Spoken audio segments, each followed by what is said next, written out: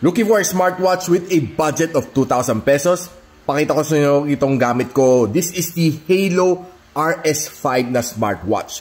It's very small, it's very sleek, and it has a price point of below 2,000 pesos.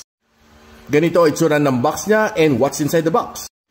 Meron tayong user guide, meron tayong charging cable, and meron tayong extra strap na, well, maganda to Velcro type. It's quite different, and I love it.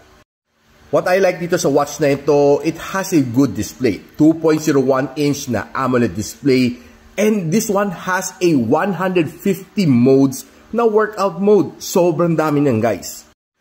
Meron siya health monitoring, sleep monitoring, stress monitoring, heart monitoring, and probably lahat ng monitoring nandito na. It has a 9 days of battery life kung ginagamit mo siya ng sagad-sagaran, and it has a 20 days na standby time should you be using it more consistently.